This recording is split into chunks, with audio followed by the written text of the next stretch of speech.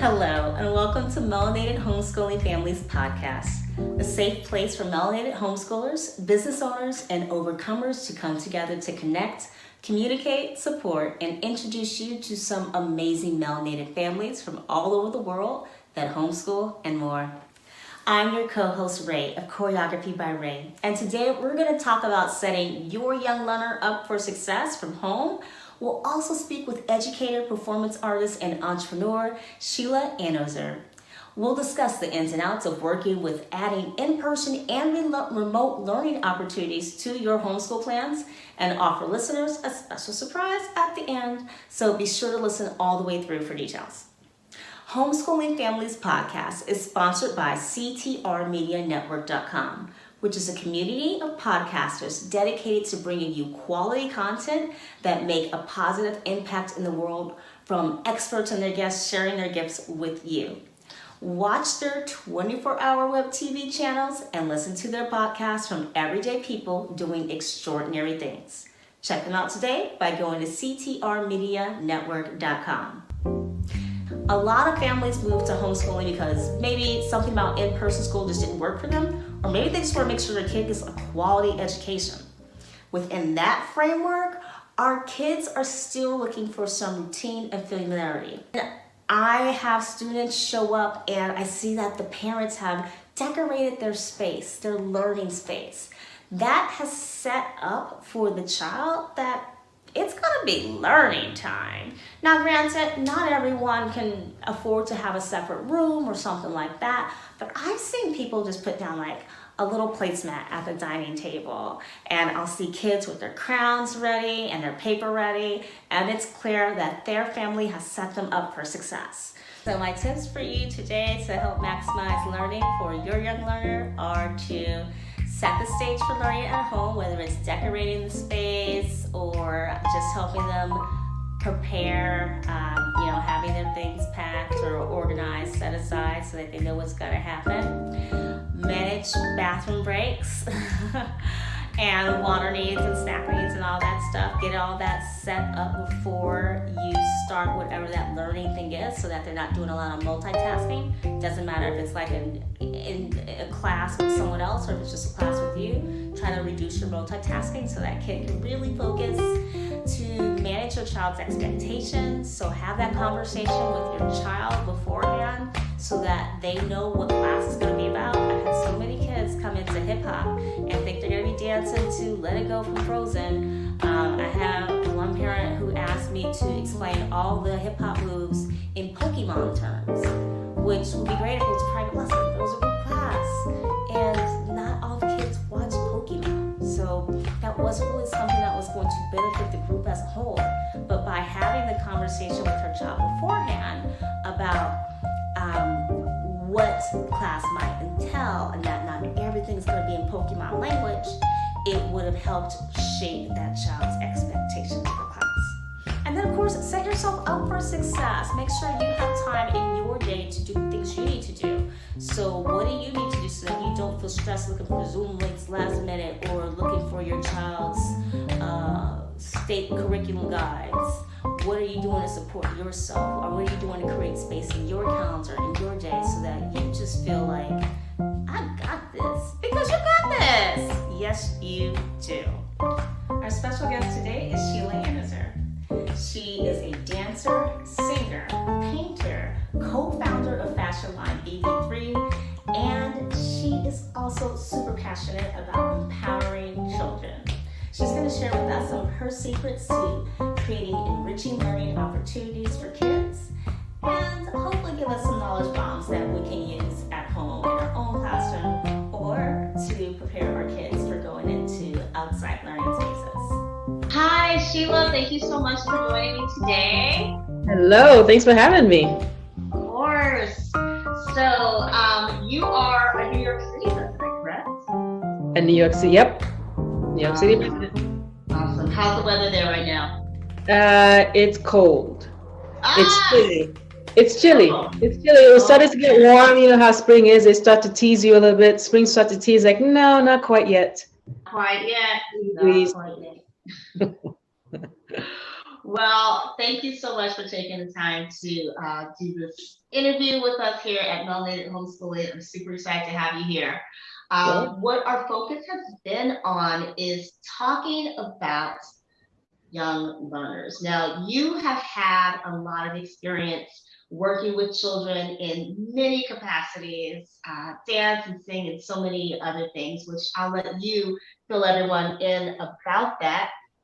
I, of course, know a lot about you. We've known each other for years, but our audience does not. So why don't you go ahead and first, just tell us a little bit about what you do as an artist, how you define yourself artistically. Okay. First and foremost, my art started with writing and then moved into dance and then moved into art making and then teaching and singing, and all of those areas encompasses me as an artist. I've been teaching dance for at least a couple of decades to children of all ages, but mostly the little ones, all the way through people in their 90s, which is great joy and great fun. Yeah, so it's something that I've been doing for a long time. I've learned a lot. I've had all sorts of uh, types of folks who are learning dance from me. Little children, obviously, as I said, and also like special needs kids, general population children, deaf children, 90-year-old children. Yeah, it runs the gamut. It runs the gap. Awesome. Yeah. And why don't you tell us a little bit about the style of dance that you teach? I mostly teach Afro-Haitian dance, which it's folklore dancing. So all of those dances have the weight of history to them. Uh, they're great because it also has rhythms that go along with the dances. That's great also because it also has songs that are associated with the dances. So there's a story behind it. There's a weight to it with the history. And it's something that people can actually cling on to when they know what they're moving to and why they're moving to it. So it's always fun for them to know and to learn and to grow from that. And also find ways, even though there are things that are happening in the past, but they can find ways to connect it to the future and the life that they're living today. Cool. So it sounds like this is not Zumba. It's like way more than that. It's way more than Zumba. Yes. Definitely way more than Zumba. Yes, yes, yes. Awesome, awesome, awesome. Yeah. So a lot of our audience are families who are fairly new to homeschooling, and then we have a number of families who have been homeschooling for a while, and they're always looking to find ways that they can help their kids succeed in that kind of homeschool environment. Now, homeschool environment can mean going to an online class or going to in-person class. You and I actually met in an in-person dance studio where I was assisting you.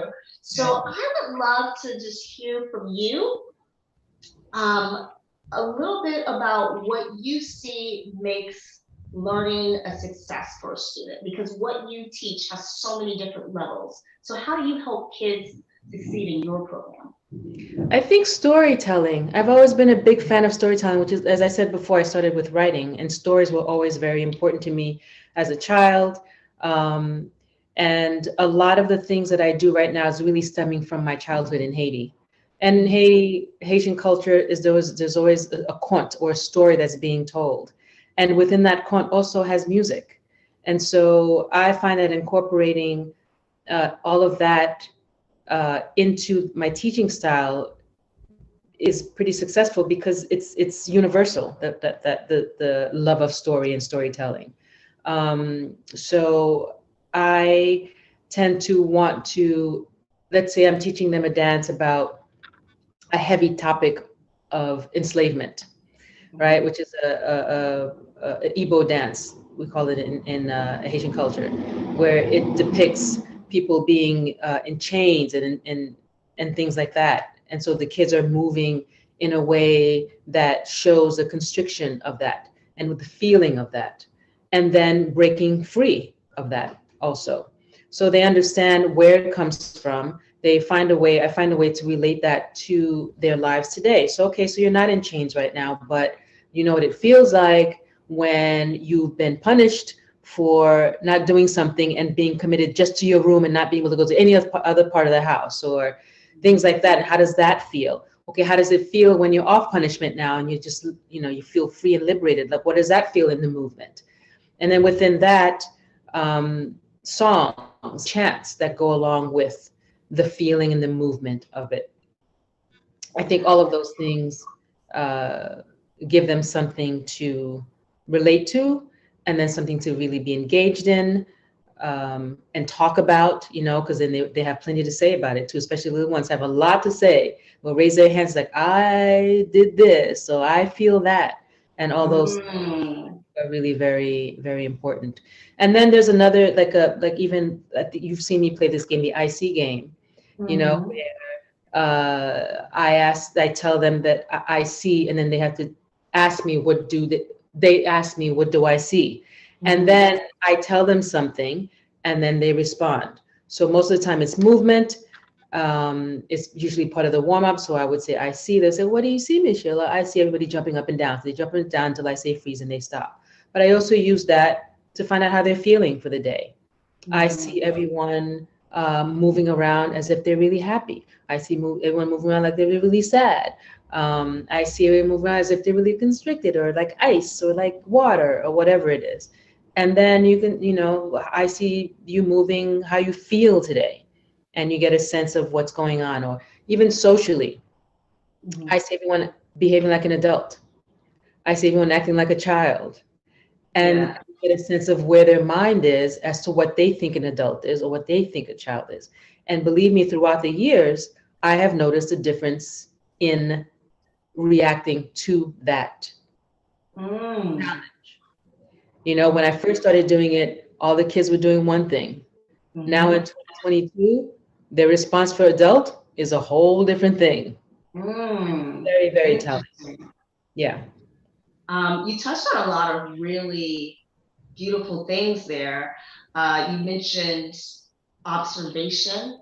You mentioned discussion, reflection, that kind of emotional check-in.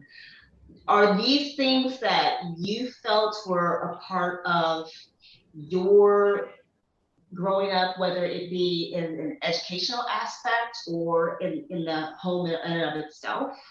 Were those kind of like regular practices? They were practices for myself, in terms of, I have two nephews, and I say to them when they were younger, sometimes you feel something and you don't know why you're feeling it, and you have to kind of search inside to figure out what it is. And you may be feeling upset or sad or whatever, but until you stop and ask yourself the question, why am I feeling this way? What happened? And it could be something really minor. Somebody may have said something, and then all of a sudden I'm in like this mood and I don't even know why I'm in this mood.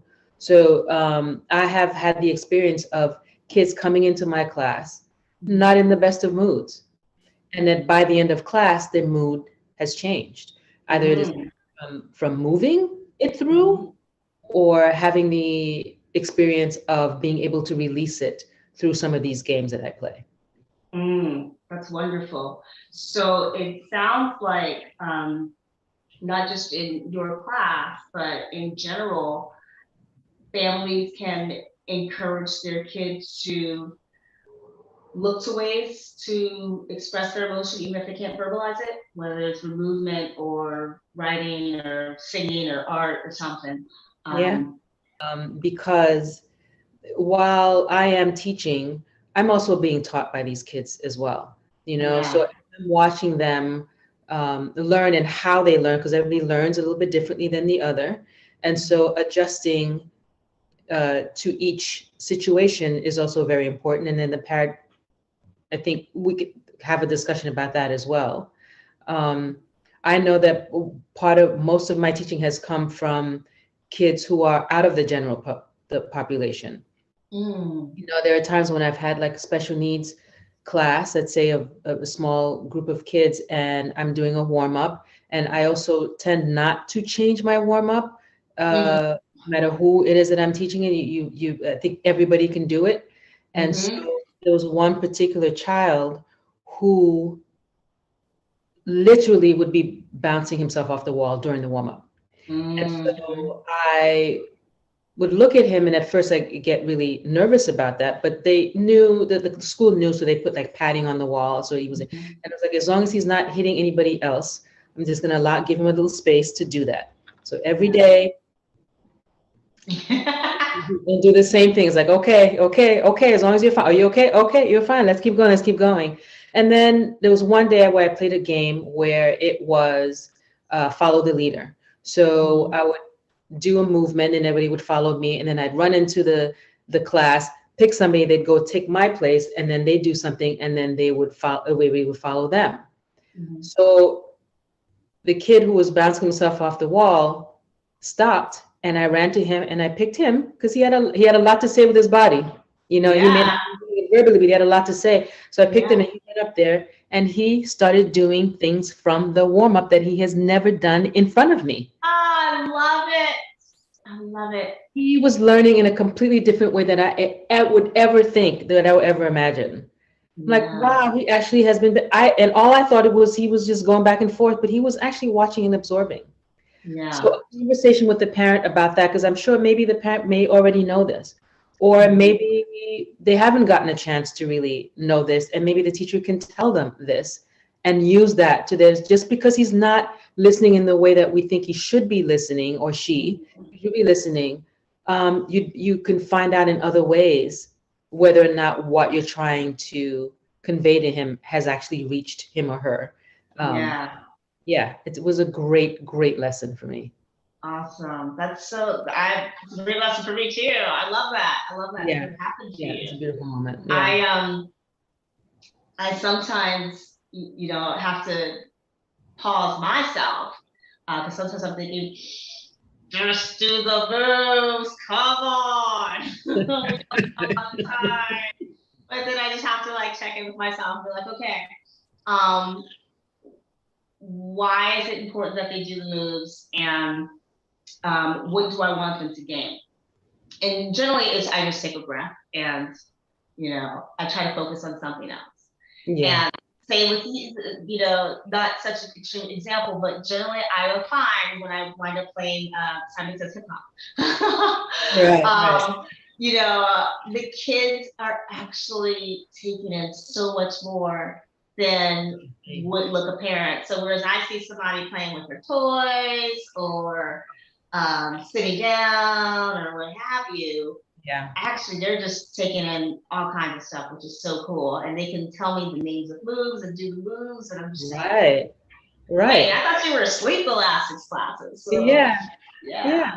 And we do that. I think we do that. I mean, there have been times where, I have not been able to dance before health reasons. And yet I go to the class anyway, and I sit and I watch and listen to the music. And then I realize that I pick up something that maybe I normally wouldn't, or I didn't think I could pick up without actually doing the movement myself. So it actually, it happens often. But when you're standing there and you're trying to teach something to the child, and you want them to, and for me it's like, you got to pay attention, but they're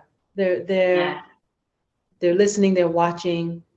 They may even be moving in their minds for a minute until they're able to move with their bodies. Yeah.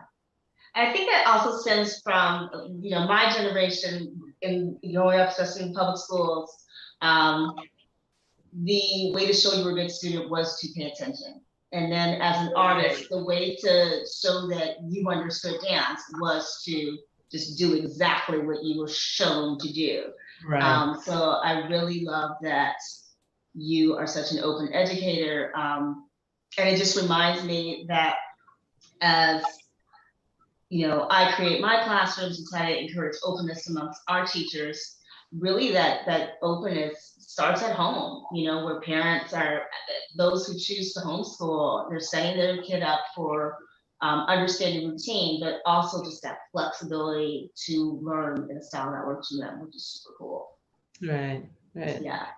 Okay, so Sheila, let's talk about you as an artist before we say goodbye, because we've already given these parents so many just beautiful things that can help their kids on their journey, to just get the most out of whatever educational opportunity they have, whether it's going to an in-person class, not, public school, but like taking a dance class where they can learn story, singing all at the same time. I think that's so fabulous. Yeah. You don't get a lot of story when you go to ballet. When you start with ballet, and you know ballet, we both know ballet, and when you start, they're not like, let me tell you the story of Sleeping Beauty. Yeah. On your channels and get on with it. Okay. Yes. So you do more than teaching young children, and you do more than choreography and dance. You do so many things. I know you're a singer also. And this shirt that you are rocking right now, tell us a little bit about it. Yes, yeah. So sac passé is a Haitian phrase, a Haitian Creole phrase that is very common. It's been common forever. So this, and the response is on the back. Oh,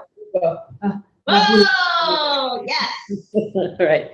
So, yeah, my brothers and I started this company as a way to celebrate our Haitian heritage.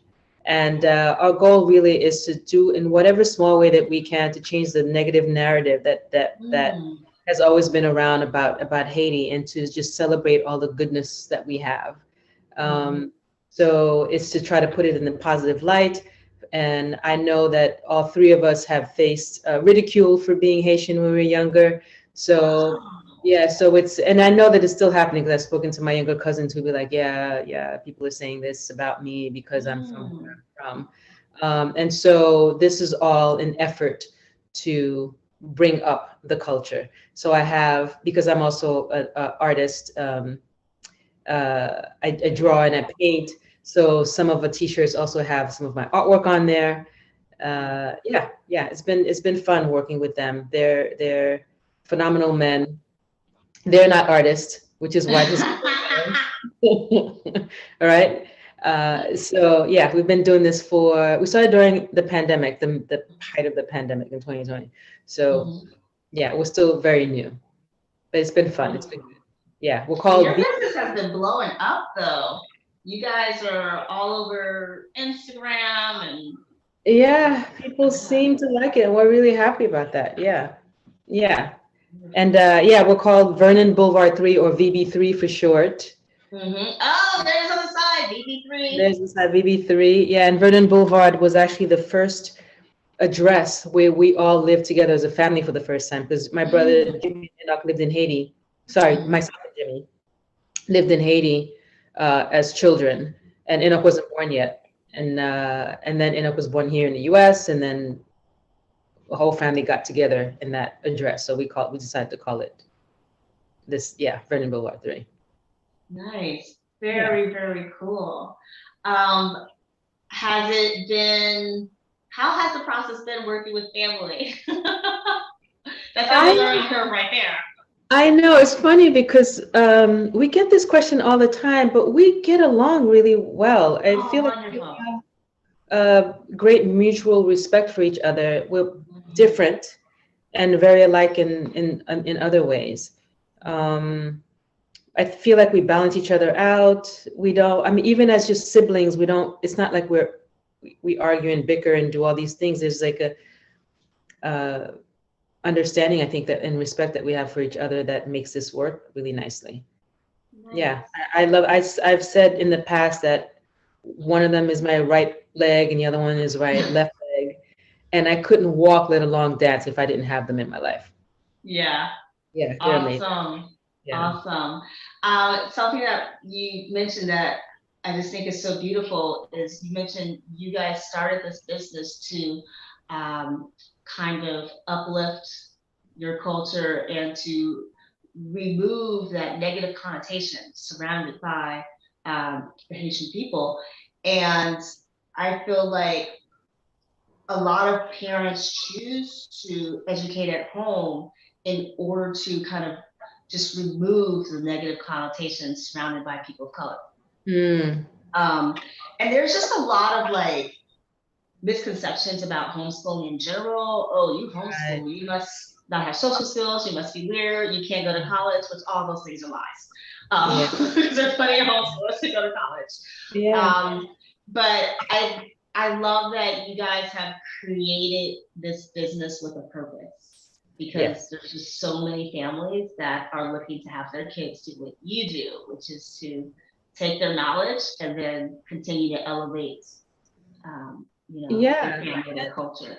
I think it's a unique position to be in, to be able to educate your child at home, because there are all of these things and all these events and all these things that are left out of the traditional school.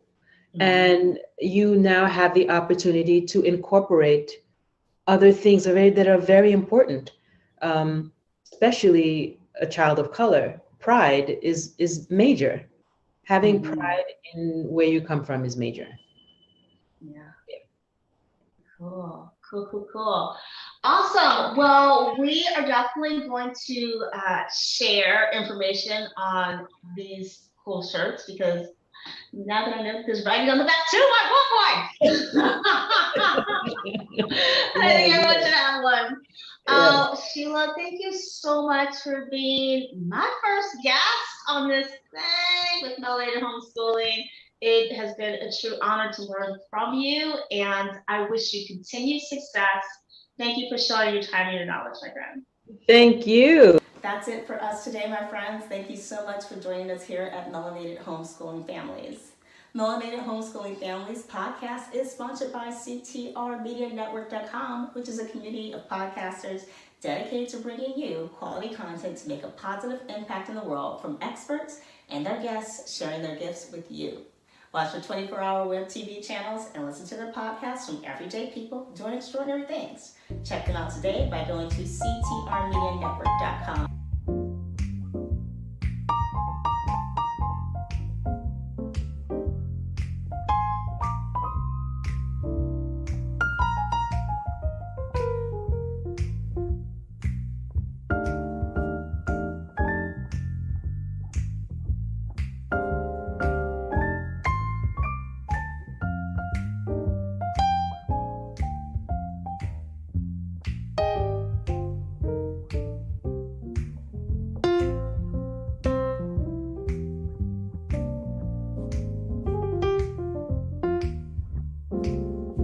You made it to the end of this podcast, which means you deserve a high five or a cookie. You decide what you deserve. But I know you definitely deserve a savings on a course with Choreography by Ray on OutSchool. So if you visit Choreography by Ray on our OutSchool page, you can get $30 off a class of your choosing. So there are at least 19 classes to choose from movement classes to chess classes and coding classes and writing classes. Use code BYRAE, B-Y-R-A-E, MEL, M-E-L-N, and the number 30 to save big.